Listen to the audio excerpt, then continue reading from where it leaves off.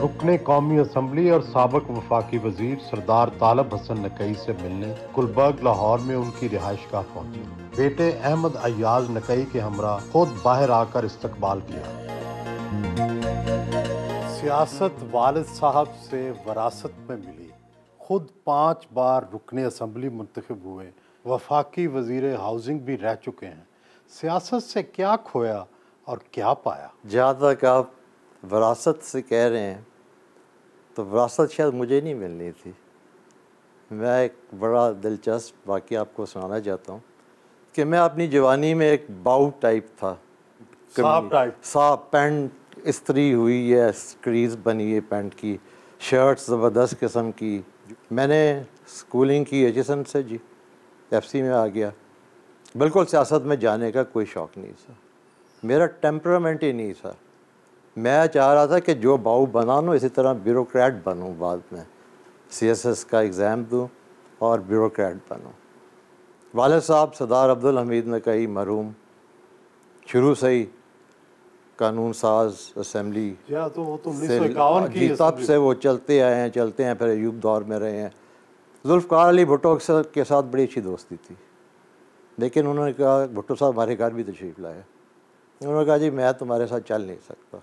और बड़ों की देखें जी दूर अंदेशी कितनी थी। उन्होंने 3 भाई थे जी, बड़ा, दरमियान वाला और मैं सबसे छोटा। 79 में उन्होंने हमें एक दिन कहा जी कि आप लोगों ने फिर से कम बैक करना है, क्योंकि सियासत के बगैर इस मुल्क में गुजारा नहीं। गुजारा खाने पीने के लिए नहीं, इंसानियत की खिदमत करने के लिए। उन्होंने हमें अपने कमरे में बुला लिया तीनों को, और कोई नहीं था। बड़े भाई से पूछा कि जनाब बताएं। उन्होंने कहा ना ना ना ना ना, मेरा तो टेम्परामेंट ही नहीं है, मैं तो बिजनेस मैन हूँ। दरमियान वाले ने भी कह दिया जी नो नो नो। अब मैंने इधर देखा तो उधर कोई है ही नहीं था, मुझे हुक्म मन मानना पड़ा। और 79 से मैंने जी लोकल बॉडीज़ में कंटेस्ट किया। अब इसको विरासती आप कह दें या हुक्मन कह दें, और साथ चंद शराइत उन्होंने मेरे साथ लगाई थी। क्या? एक ये था कि बेटा खाना पीना नहीं है। तो क्या आपका खाना पीना सियासत से वाबस्ता नहीं है? सियासत से नहीं खाना, किसी को नहीं कहना मेरी गाड़ी में पेट्रोल डीजल डाले, खुद करना है। उसका आज नतीजा कि काफ़ी ज़मीनें हमने बेच दी हैं और उसके बगैर चल रहे हैं।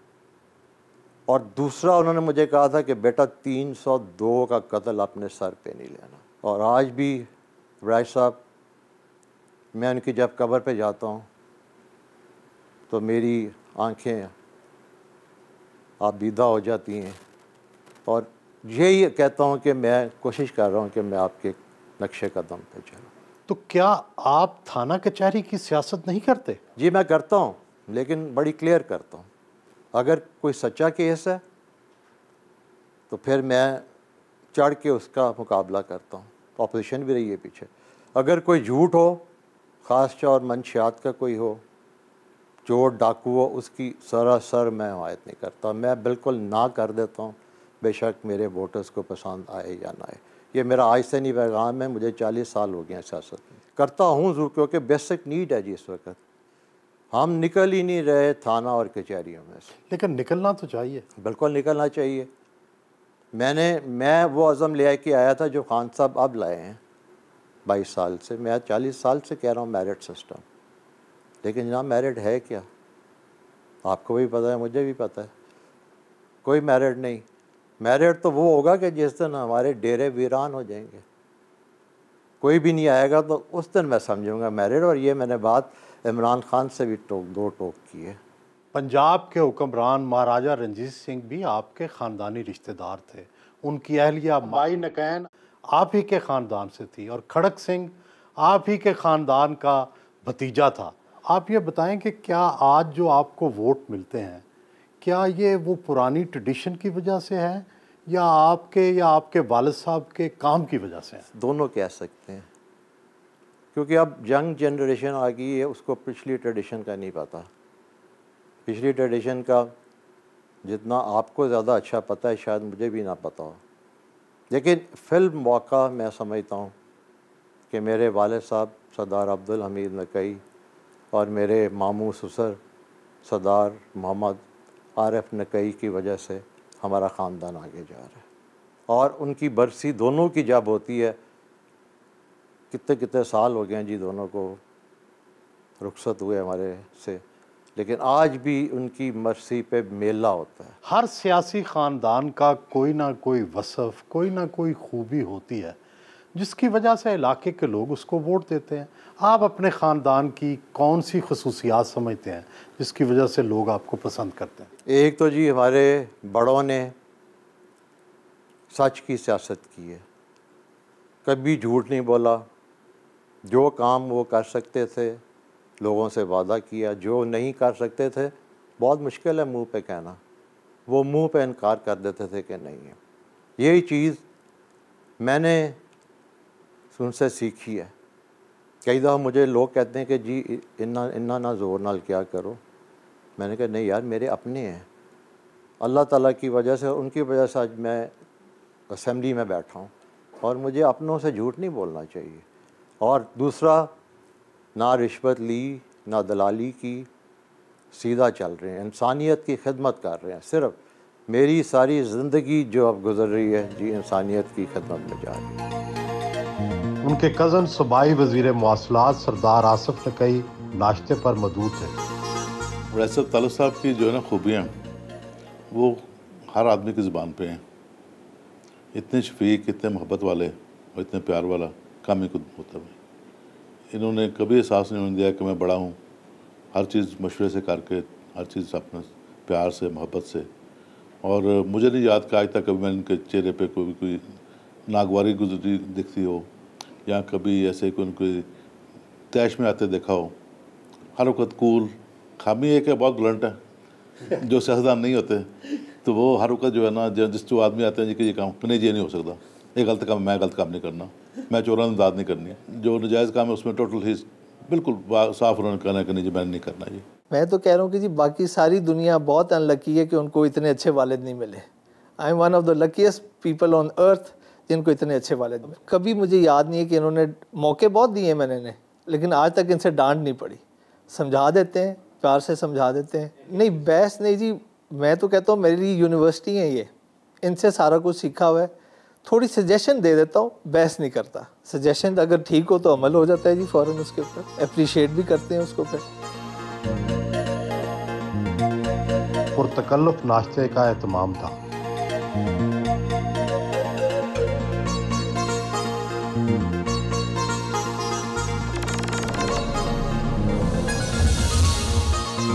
इलाके में आपका असर तो बजा, मगर मुल्की सतह पर आपके ख़ानदान ने हर दफ़ा पार्टी बदल ली।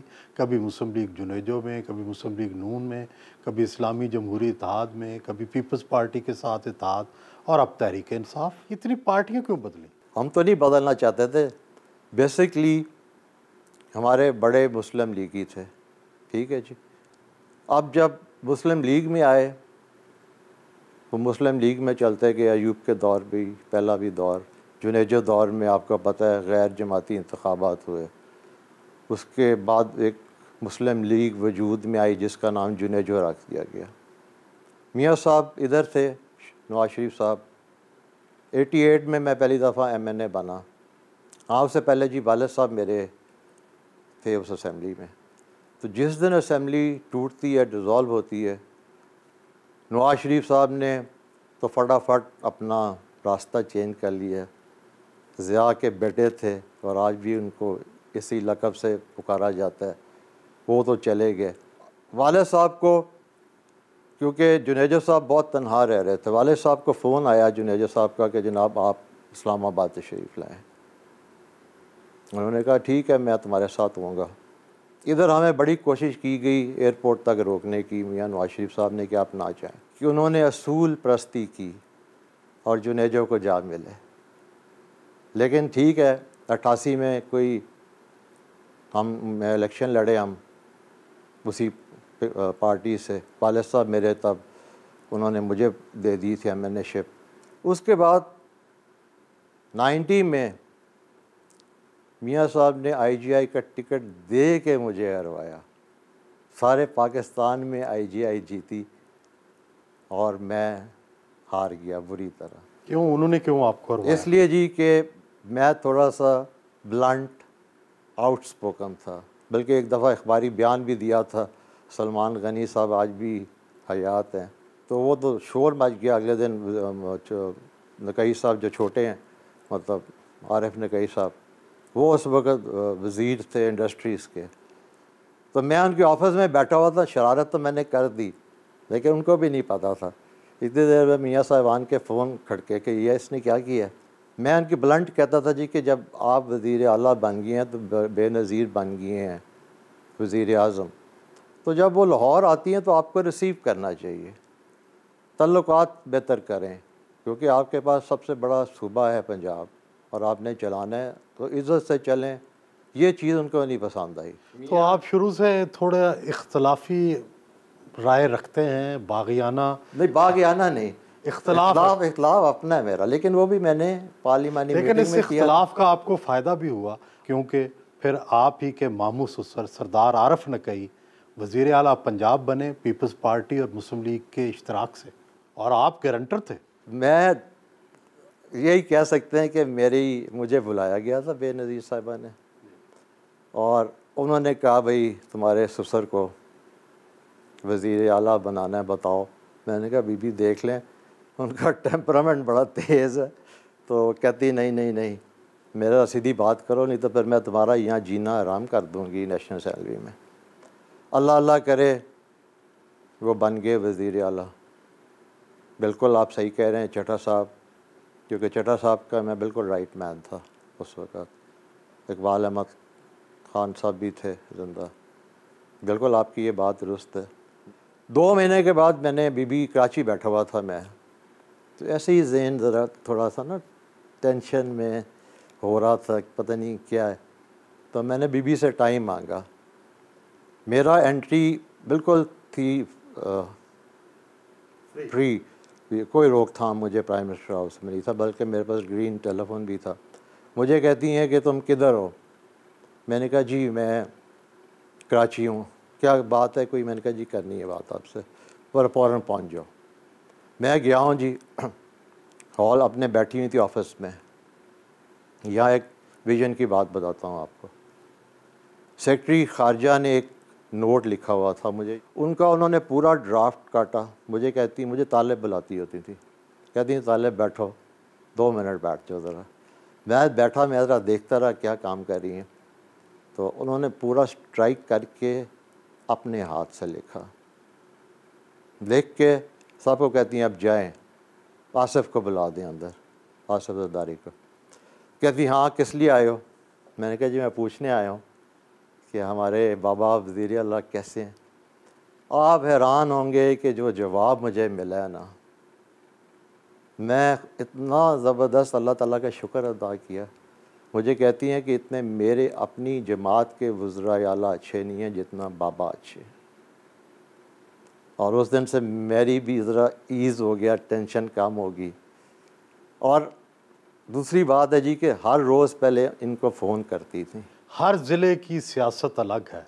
कसूर में आप और राणा ख़ानदान अब एक रवायती हरीफ बन चुके हैं।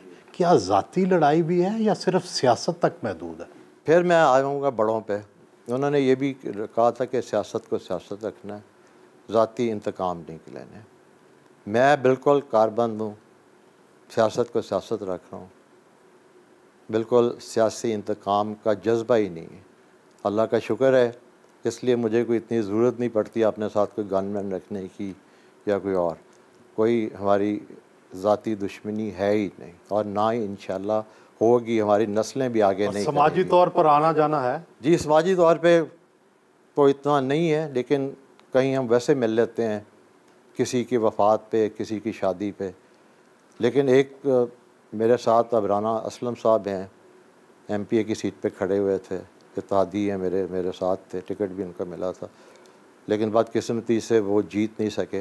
राना ख़ानदान भी अब 2 हिस्सों में जी 2 हिस्सों में हो गया। एक हिस्सा राना असलम साहब हमारी तरफ आ चुके हैं काफ़ी अर्से से। सुना है कि आपके ख़ानदान को किसी बुज़ुर्ग की दुआ है कि सांप काट जाए तो आप दुआ दें तो वो बंदा ठीक हो जाता है? जी अल्हम्दुलिल्लाह राय साहब, मेरे दादा या परदादा के हाँ कोई बुज़ुर्ग आया था तो उसने ये कहा कि या सांप का दम ले लें या सांप ले लें जो आपकी हिफाजत करेंगे।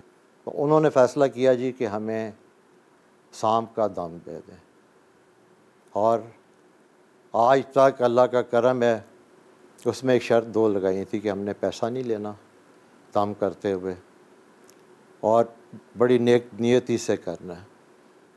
वो हम कई फैमिली में है, सिर्फ जैसे मेरी अगर बेटी बाहर ब्याही की है ना तो सिर्फ बेटी का असर होगा, बच्चों का नहीं होगा। अगर हम किसी को बता दें बाहर की लड़की को या लड़के को तो असर ख़त्म हो जाएगा।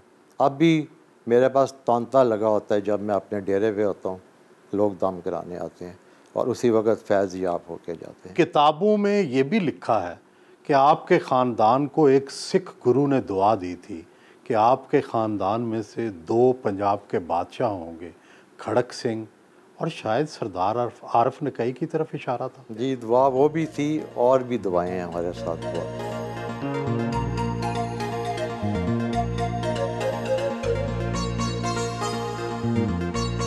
फूलनगर जाने के लिए लाहौर से रवाना हुए।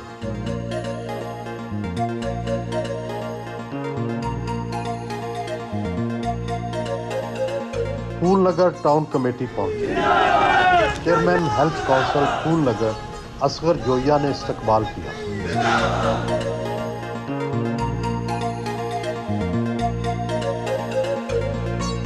फूलनगर शहर को साफ रखने के लिए सरदार तालब हसन नकई की ज़ाती काविश से सफाई के लिए 2 ट्रैक्टर्स और जदीद कूड़ादान फराहम किए गए।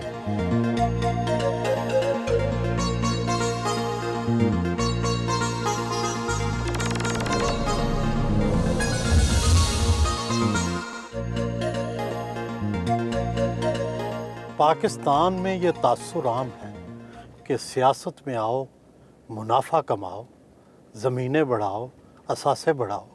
आपके कितने असासे हैं? आपने एक बड़ा ज़बरदस्त सवाल मुझसे पूछा है। कहने को तो बहुत आसान चीज़ है, लेकिन अगर ख़ुद बंदा करे तो मुश्किल है। असासा जात वाकई लोग बढ़ाने आते हैं, अपनी जायदादें बढ़ाते हैं। कल किसी के पास कुछ भी नहीं था, आज वो अरबोपति बने हुए हैं। लेकिन अल्हम्दुलिल्लाह मैं आपको अपने ज़मीर की बात करता हूँ, अपने अल्लाह को हाजिर नाज़र करके, कि मेरे पास वही कुछ है जो मेरे बाप ने दिए, बल्कि उससे भी आधे से आधा हो गया। पहले क्या था, कितना रह गया? पहले हमारे पास एक मिल भी थी, मेरी नहीं थी, मैं उसमें छोटा बहुत स्टॉक होल्डर था, बहुत थोड़े शेयर थे मेरे, लेकिन ये हमारे सारे ख़ानदान की मिला के थी। वो ख़त्म हुई, कोई चल नहीं सकी। इसके अलावा और भी वारिस साहब ने कुछ प्रॉपर्टीज़ दी थी जो हमने बेच दी, सियासत की नज़र कर दी। कुछ भी नहीं है, गुलबर्ग की घर देख के आए आप, वो भी वालिद साहब का बना हुआ है जी। वरासत में कितनी ज़मीन मिली थी और अब कितनी है? पहले हमारे पास तो 100 मुरब्बे थी जी, अब आ जाके 20-25 मुरब्बे रहेगी। और ये मैं आपको दिखा देता हूँ कि क्या है मेरे पास रह गया। लेकिन फिर भी मेरा अल्लाह ताला का बहुत करम है मेरे ऊपर कि अगर मैं सजदे में भी पड़ जाऊँ तो मैं अदा नहीं कर सकता। पत्तोकी में डीपीएस स्कूल की साइट का दौरा करने पहुंचे। डीपीएस स्कूल की जगह कब्जा से वागुजार करवाई गई है। स्कूल के प्रोजेक्ट पर असिस्टेंट कमिश्नर आसफ अली डोगर ने ब्रीफिंग दी। पहले मरहले में 50 करोड़ की लागत से स्कूल का एक ब्लॉक बनाया जाएगा, जिसमें तकरीबन 1000 तालिब इल्म तालीम हासिल करेंगे।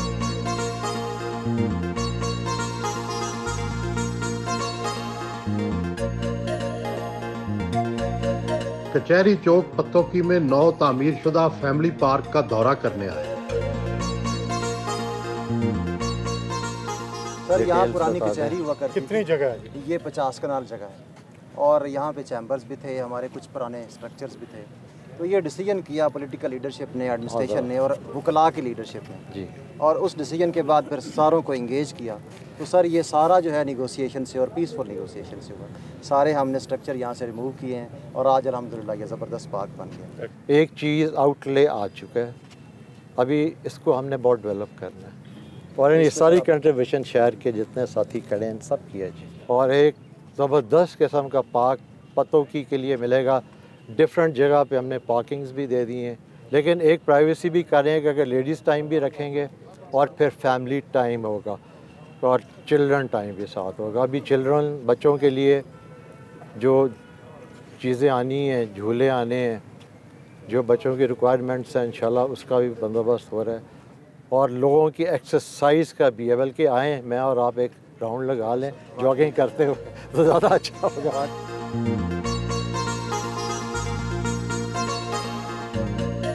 पौधा लगाकर शजरकारी मुहिम में हिस्सा डाला।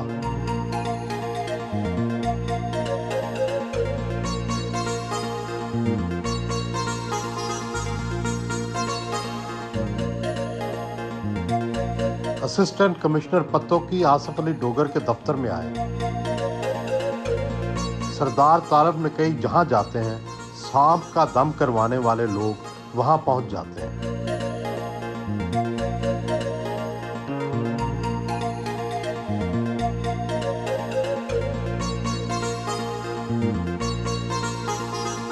बेटे ने डोरी पर दम किया।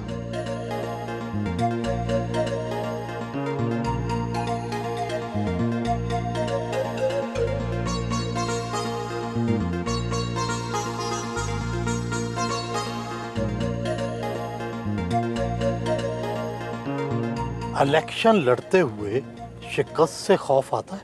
ऐसा सवाल मुझसे पूछा है, लेकिन मैं आपको अपने जज्बात बताता हूँ कि मुझे अल्लाह ताला की ज़ात पे यकीन है। 2013 का इलेक्शन जिस तरह का भी हुआ आपको भी पता है, उस रात मैं सो गया हूँ, गहरी नींद सोया हूँ।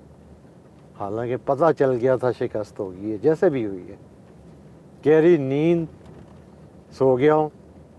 सुबह सुबह इन्होंने उठाया है कि जो आपका डेरा भरा हुआ है और आपको यकीन से मैं कह सकता हूँ कि लोग ठाठे मारते रो रहे थे कि जनाब ये रिज़ल्ट क्या हो गया, ये रिज़ल्ट क्या हो गया। पहले तो मैंने समझा शायद जीत होगी, जब लोगों के जज्बात देखे तो मैंने अपने दिल में कहा कि मैं तो जीत गया। जिंदगी में कभी किसी मौके पर बहुत खौफ आया, बहुत डर लगा?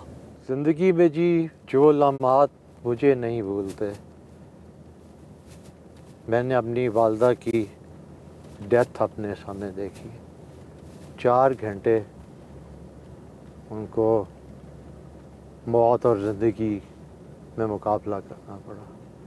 वो मंज़र मेरी आँखों से आज तक नहीं जा रहा। मैंने कभी किसी की डेथ नहीं देखी, लेकिन 4 घंटे मुसलसल समझ नहीं आ रही थी कि क्या दुआ निकले, क्योंकि मुझे अपनी वालदा से बेपनाह प्यार था और एक किस्म का उनका मैं लाडला था। आज मेरी जो तरबियत है मेरे वालिदैन का नतीजा है।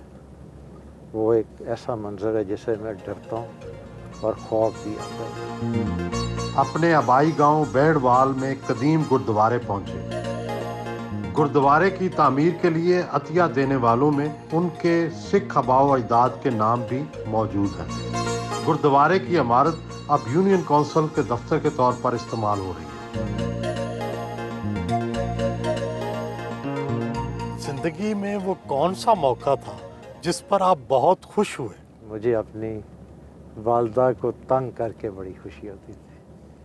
इतना प्यार वाला तंग था, डांट भी पड़ती थी, सब कुछ होता था, लेकिन वो खुशी मुझे आज भी मेरी ख्वाब में आती है। मुझे उसी तरह मैं उनको तंग कर रहा हूँ, छेड़ रहा हूँ। इनफैक्ट वो मेरी बेस्ट फ्रेंड थी। मैंने जो बात उनसे करता था, किसी से नहीं मैं कर सकता था। और जिस तरह वो मेरे ऊपर प्रोटेक्शन बनी हुई थी, आज तक ज़िंदगी में मेरे ऊपर कोई प्रोटेक्शन नहीं मेरे सिवाय खुदा के। शहजादों की तरह ज़िंदगी गुजारी, लेकिन अरेंज मैरिज पर तैयार हो गए। क्या आपको कोई खातून पसंद नहीं आई थी?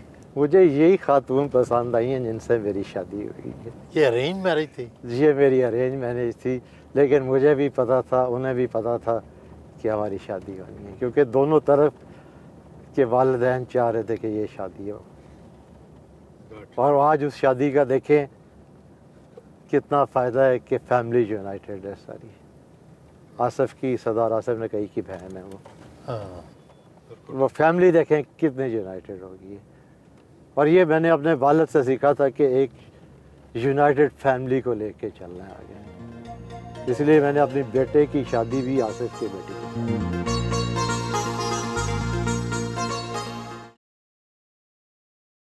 दौराने सफ़र ही नमाज अदा की।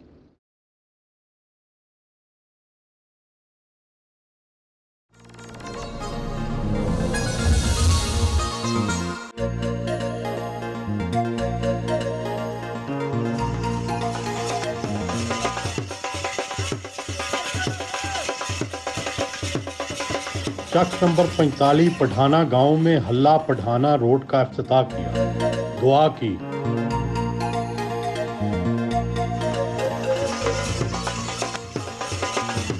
पठाना चक नंबर 45 में हल्के की आवाम ने पुरजोश इस्तकबाल किया। ढोल की थाप पर घोड़े का रक्स पेश किया गया।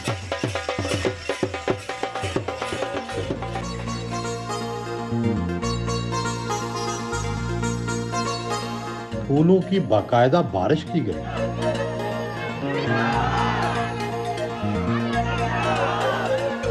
जब मैं गफीर की शक्ल में वाइस चेयरमैन मार्केट कमेटी पत्तों की चौधरी मरातब अली के डेरे पर आए।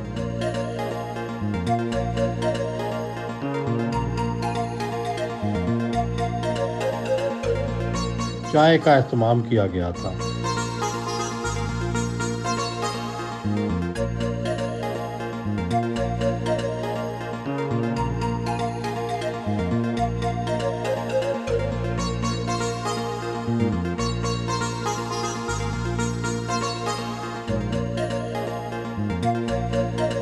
रखवाला पहुंचे, फूल निछावर किए गए और ढोल की थाप पर अवाम ने इस्तकबाल किया।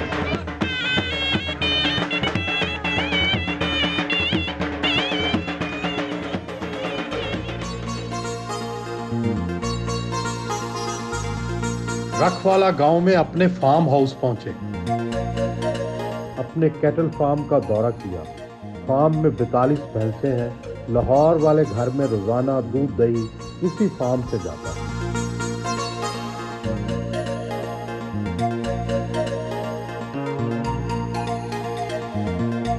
फार्म हाउस में एक खूबसूरत झील भी बनाई गई।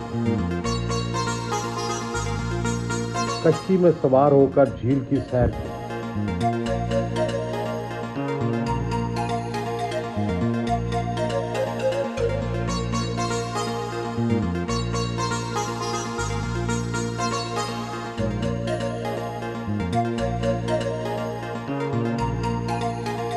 रात के खाने में बारबेक्यू, फिश, बिरयानी, मटन और पालक गोश्त से तवाज़ो की गई।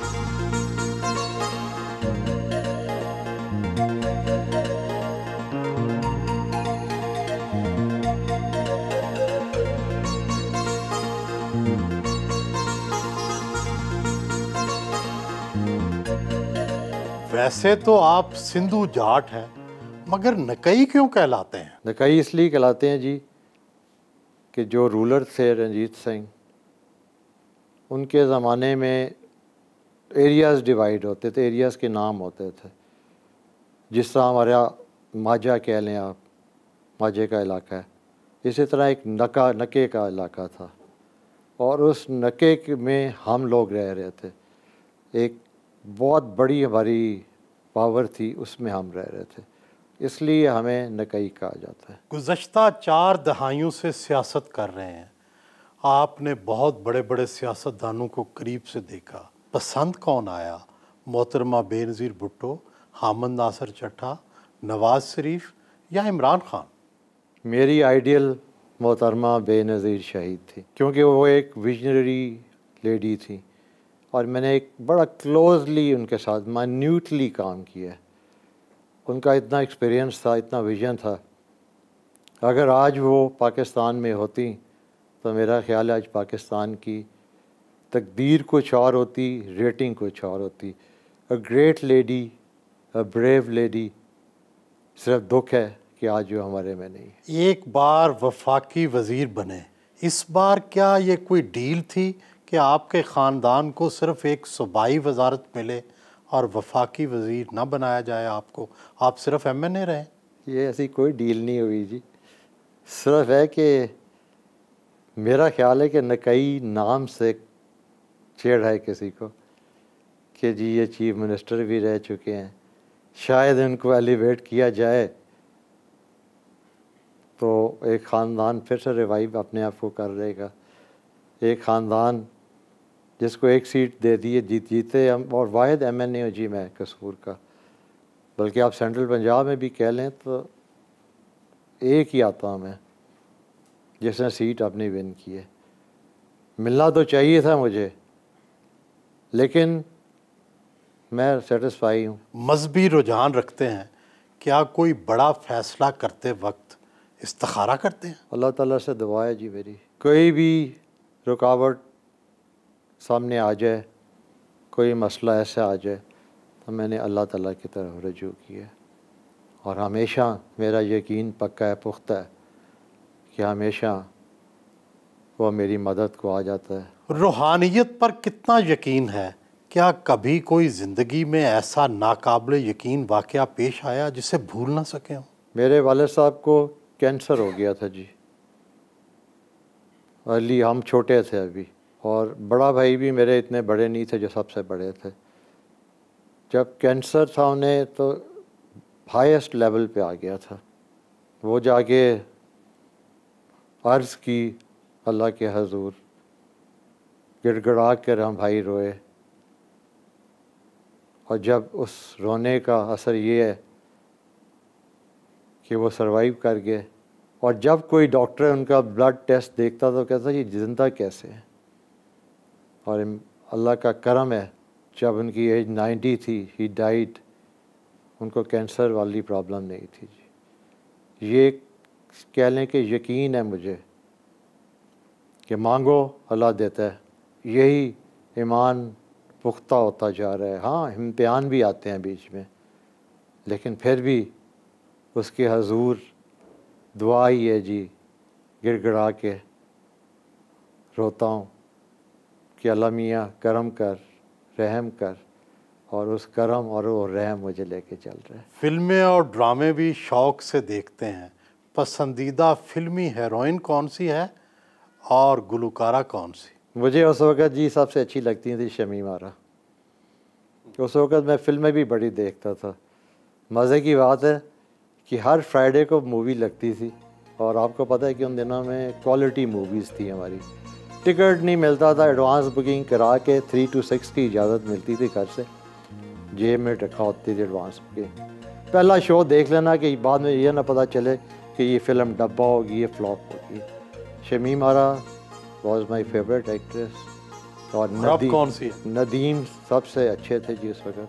अब सारी नया रुझान ही नया हो गया जी, ना वो फिल्में रहीं ना वो बातें रहीं। अगर अब है भी तो महविश हयात एक अच्छी एक्ट्रेस बन चुकी हैं। और गुलकारा? मैडम नूर जहाँ बहुत पसंद थी जी। अब तो मेरा ख्याल राहत फ़तेह अली कमाल कर रहे हैं।